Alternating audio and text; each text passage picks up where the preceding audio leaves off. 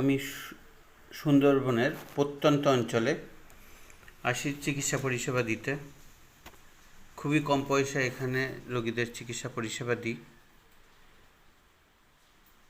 সপ্তাহে একদিন করেই আসি, ন্যাজাট ল্যাম্পের পিছনে সবুজ সংঘ ক্লাবের পাশে। এখানে বেশ কিছু রোগী আছে, বেশিরভাগ রোগী খুবই প্রান্তিক, তো তাদের চিকিৎসা ব্যবস্থা দিয়ে থাকি। তো এই একটা পেশেন্ট, 25 বছর বয়স, ন্যাজাটের রোগী, ছিল ব্রেস্ট টিউমার, রাইট ব্রেস্টে টিউমার ছিল।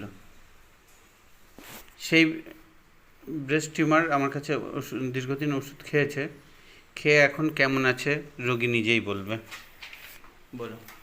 এখন ভালো আছি, আমার জিনিসটা ভালো হয়ে গেছে ওষুধ খেয়ে।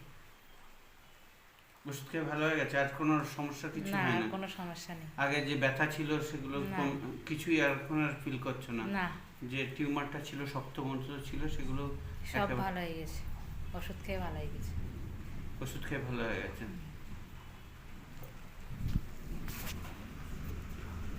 তো ব্রেস্ট টিউমার হোমিওপ্যাথিতে ঠিক হয় এবং এনারও ঠিক হয়েছে। তো না, কোনো পলিফার্মেসি করার প্রয়োজন পড়েনি।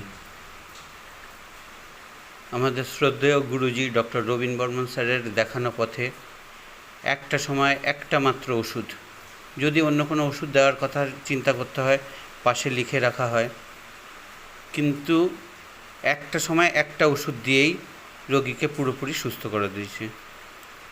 এখন ব্রেস্টে কোনো ব্যথা নেই, ব্রেস্ট টিউমার পুরোপুরি নির্মূল হয়ে গেছে। এমনি তারপরে যেহেতু ওনার হঠাৎ করে হাজব্যান্ড মারা যাওয়ার পরে অন্যরকম সমস্যা দেখা দিয়েছিল বলে পরে ন্যাট্রামিও চলেছে, কিন্তু রোগী এখন পুরোপুরি সুস্থ। তাহলে তুমি সুস্থ পুরোপুরি বলছো তো? যেহেতু রোগী মুখ দেখাতে চাইছে না, হ্যাঁ, আমি পুরোপুরি সুস্থ। রোগী যেহেতু মুখ দেখাতে চাইছে না, তাই মুখ দেখা, আর এটা সেন্সিটিভ বিষয়, আমি চাইছিও না রোগী মুখ দেখাক। তো রোগী এখন পুরোপুরি সুস্থ। আজ আবার নতুন করে ওষুধ নিতে এসছে। আজকে এখন যেসব অন্য সমস্যার জন্য যেগুলো আছে সেগুলোর জন্য নতুন করে ওষুধ দেবো।